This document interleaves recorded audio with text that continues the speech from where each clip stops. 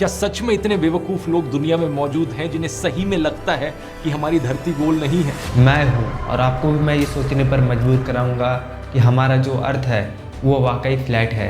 और आप जो अब तक ये स्फेरिकल अर्थ का इमेज देखते आ रहे हो, जिसको आप सच मानते हो, वो बस एक फोटोशॉप है। Is it an image? Because images can be photoshopped, right? You're gonna notice some cartoon clouds here, or Photoshop. एक फ्लैट अर्थ पर ग्रहण, तिरछे पेड़ और बर्फ की एक विशाल दीवार जिसको नासा प्रोटेक्ट करता है। फ्लैट अर्थर्स के पास कमाल का इमेजिनेशन पावर है, लेकिन क्या होगा अगर वो सही है?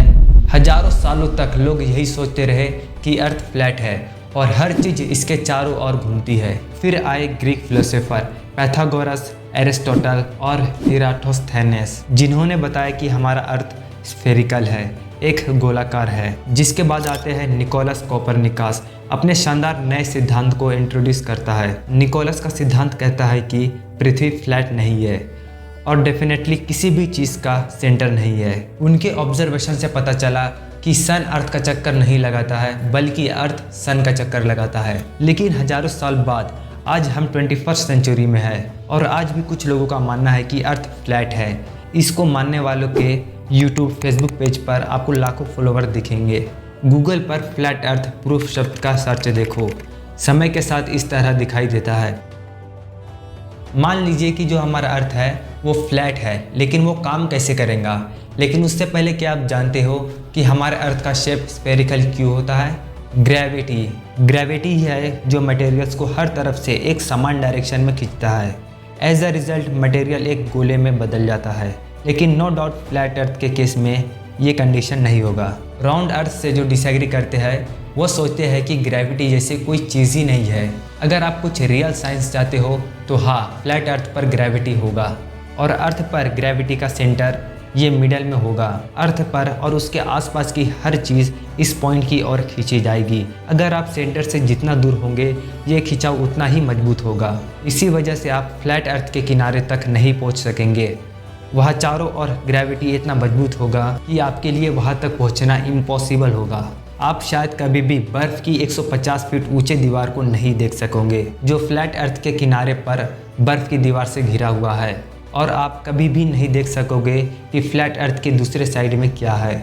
इस अजीब ग्रेविटी के कई साइड इफ़ेक्ट्स होंगे, जैसे कि राउंड अर्थ में चीज़ें नीचे की ओर खींची जाती है, वही फ्लैट अर्थ में चीज़ें साइड की ओर खींची जाएगी। ग्रेविटी की वजह से अर्थ के मोस्ट ऑफ पार्ट पर पेड़ तिरछे डायगोनली ग्रो करेंगे, क्योंकि ग्रेविटी का फोर्स सेंटर की ओर खींचता और ट्री हमेशा ग्रेविटी के अपोजिट डायरेक्शन में ग्रो करते हैं। और ये एक बहुत ही अजीब और अनयूजुअल सिनेरियो होता। बारिश का पानी अर्थ के सेंटर में आर्कटिक की ओर गिरेगा, पानी सेंटर की ओर खींचा जाएगा, जिससे सेंटर में बड़ा महासागर बन जाता और अर्थ के किनारे सूखे और बंजर हो जाता।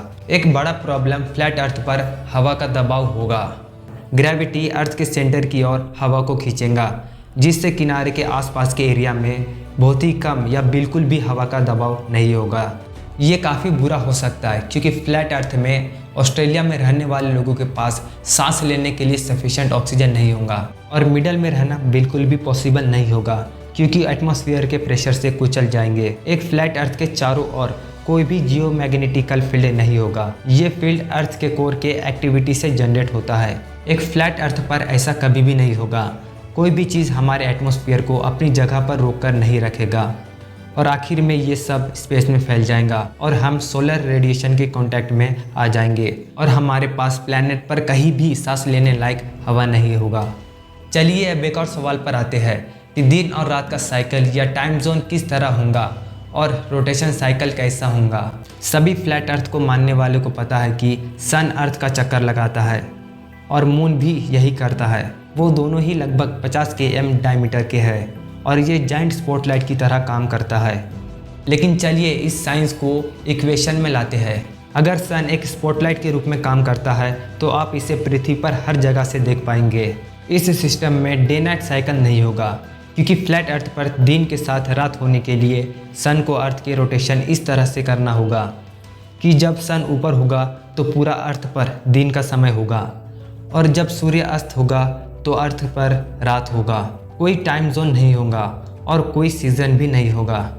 इस फ्लैट अर्थ में आप काफ़ी लकी है क्योंकि सन का जो साइज़ है वो अर्थ से छोटा है। लेकिन इस बारे में सोचो, अगर सन अपना बिग साइज़ बनाए रखता है जो राउंड अर्थ के पर्सपेक्टिव से सन को देखा जाता है, ये फ्लैट अर्थ का चक्कर लगा रहा था, ये पूरा प्लेनेट को जला देगा। ऐसा इसलिए होगा क्योंकि सन हमारे बहुत ही करीब आ जाएगा। वही दूसरी ओर अगर सन वास्तव में इसकी तुलना में बहुत छोटा होता तो हम जमकर मर जाएंगे। ऐसा इसलिए क्योंकि फ्लैट अर्थ का जो एरिया है हमारी राउंड अर्थ के एरिया का लगभग 2.5 गुना ज़्यादा होगा।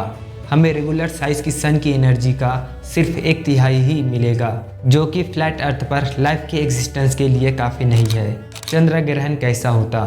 चंद्र ग्रहण तब होता है जब अर्थ, सन और मून के बीच में एक सीधे लाइन में आ जाता है। अगर फ्लैट अर्थ के लिए ऐसा होता तो इस तरह होगा, इस तरह ग्रहण दिख सकता है। अगर फ्लैट अर्थ कॉन्स्पिरेसी सच साबित हुआ तो हमारा ग्लोब जो है वो फोटोशॉप किया गया था। Is it an image? Because images can be photoshopped, right? You're going to notice some cartoon clouds here, or Photoshop. और फाइनेंशियल बेनिफिट के लिए जीपीएस डिवाइस में हेराफेरी किया गया है। रियलिटी में फ्लैट अर्थ को मानने वाले लोग कॉग्निटिव डिसोनेंस की स्टेट में है, जब उनके थॉट्स और बिलीफ कंसिस्टेंट नहीं होते हैं और रियलिटी को नहीं मानते हैं। मतलब कि हम सूडो एविडेंस के कांटेक्ट में है जो किसी भी सिद्धांत को सपोर्ट कर सकता है और उसे सच साबित कर सकता है।